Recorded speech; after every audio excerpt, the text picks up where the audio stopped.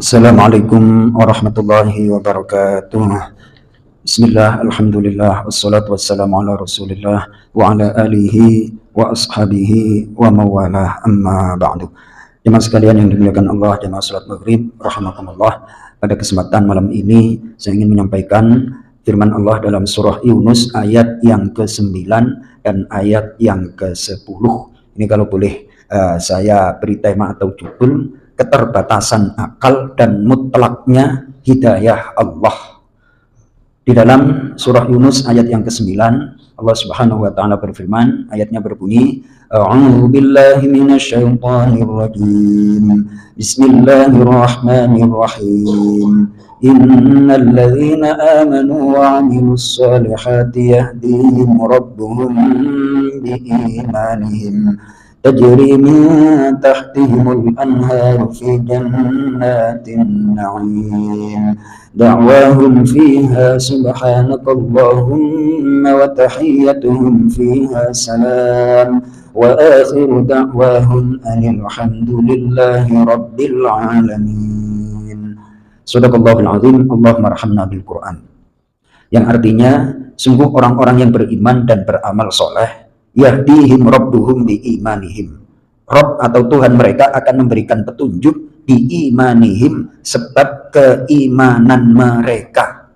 Jadi orang yang beriman dan beramal soleh itu pasti akan mendapatkan petunjuk dari Allah Subhanahu wa ta'ala. Kita di dalam kehidupan ini sering kadang-kadang akal kita itu berbenturan, atau seolah akal kita itu menolak petunjuk dari Allah Subhanahu wa ta'ala. Seolah-olah apa yang kita ketahui itu lebih hebat daripada petunjuk Allah Subhanahu wa ta'ala. Maka ada ungkapan dari seorang ulama, manistanada ala aqlihi dhalla. Siapa yang bersandar kepada akalnya, pasti dia akan sesat. Akal itu dibutuhkan untuk membantu mencari petunjuk. Di dalam Al-Quran kata ta'qilun dan tatafakkarun, kalian berpikir dan kalian berakal, itu ternyata dibedakan. Kalau berkenaan dengan penciptaan alam semesta, itu agar manusia merenung yang ujungnya mengakui kekuasaan Allah. Inna fi khalqis samawati wal ardi wa ikhtilafil laili wan nahari la ayatin liulil albab alladzina yadhkuruna Allaha qiyaman wa qu'udan wa 'ala junubihim wa yatafakkarun. Sungguh pada penciptaan langit bumi, pergantian siang dan malam dan seterusnya, ujung-ujungnya wa yatafakkaruna, dan mereka berpikir. Nah, berpikir itu tentang ciptaan dan kekuasaan Allah. Tapi pada kenyataannya banyak manusia itu man ayatina ghafilun, berpaling dari tanda-tanda kebesaran Allah. Kita tidak pernah takjub terhadap pergantian siang dan malam. Coba kalau ada, katakanlah Agustusan kemarin, ada sonhorek itu, udah heboh antero jagat maya itu, ya kan, komen macam-macam. Nah, ini pertunjukan Allah pergantian siang dan malam. Emang manusia bisa, Bang Ipin? Bisa ganti siang dan malam, terus setelah hujan lebat dan segala macam, akhirnya terang. Terus setelah terang, kalau di pegunungan itu saya pernah menyaksikan di Bogor itu pelangi, betapa indahnya itu, merah, kuning, hijau dan seterusnya. Itu siapa yang bikin? Emang bisa manusia? Nggak bisa. Nah, terhadap ciptaan Allah, terhadap alam semesta, itu agar manusia merenungkan dan pada gilirannya tunduk, nggak bisa. Nah, kemudian kalau akal itu dipergunakan oleh Allah untuk manusia berpikir mencari kebenaran. Nah, kebenaran yang disandarkan oleh akal, saya ingin sampaikan, dan saya jamaah pengajian dan beberapa kali dan sering saya sampaikan, kebenaran yang dihasilkan atau pertimbangan yang dihasilkan oleh akal mendekati kebenaran. Pergantian dari Menteri Ekonomi Sri Mulyani dan sekarang Purbaya, kita tengok aja itu berapa bulan lalu ekonomi Indonesia seperti apa, ya kan? Itu masing-masing punya pertimbangan akalnya masing-masing. Yang satu katanya IMF, katanya Menteri Purbaya semalam itu IMF itu nggak bisa dipercaya. Lah kita sebagai rakyat yang nggak ngerti ekonomi, lah terus siapa ini yang diikuti? Nah, manusia itu dengan pertimbangan akalnya, kalau tidak dilandasi dengan iman, pasti sesat. Manistanada ala aqlihi dhalla. Siapa yang bersandar penuh terhadap akalnya, dia akan sesat. Lalu bagaimana? Nah, kita bersandar kepada hidayah, petunjuk Allah. Di sini dikatakan, siapa yang beriman dan beramal soleh, pasti Allah akan memberikan petunjuk sebab keimanan mereka. Saya baca terjemah bebasnya versi Departemen Agama ayat yang ke-9.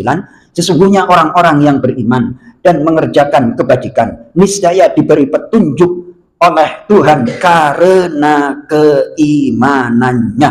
Karena itu sama dengan sebab keimanannya. Logikanya Nabi Musa dan pengikutnya Bani Israel dikejar oleh Fir'aun, logikanya kan masuk hutan, atau tidak masuk hutan naik ke gunung. Ini malah suruh lari ke laut. Nah, ketika mentok nyampe di pantai, sementara Fir'aun itu sudah mengejar dengan bala tentaranya, habis apa enggak itu akal? Habislah akal. Nah, kemudian apa? Wahai Musa, fadrib bi'asakal bahr, pukulkan tongkatmu ke laut. Seketika itu air terbelah dan segala macam. Nah, ini kan pelajaran untuk kita. Dalam kehidupan itu jangan mengandalkan akal. Akal itu berfungsi untuk membantu kebenaran, mencapai kebenaran, bukan kebenaran mutlak. Kebenaran mutlak itu adalah milik Allah, petunjuk Allah. Caranya adalah dengan beriman. Beriman itu terminalnya hati, Mas Toto. Diproses nih, mohon maaf nih, tadi saya posting beberapa, pokoknya lucu lah, lucunya nggak kira-kira itu, apa Mas Toto? Lucunya nggak kira-kira, mohon maaf nih, di apa namanya, saya matikan nih, di postingan itu katanya ada pendeta bahwa ditemukan di dalam kitab Nazaret, ditemukan rapotnya Yesus. Ditemukan apa? Rapotnya Yesus. Jadi ditemukan rapotnya Yesus. Wah, komentarnya itu macam-macam ngakak pokoknya. Yesus jadi punya rapot, terus dikomen sama apa namanya netizen itu SDN 01 Yerusalem Timur. Terus kemudian SMP-nya ada di Pelita. Terus dan kan agama kalau nggak ada petunjuknya ngarang pasti. Apa?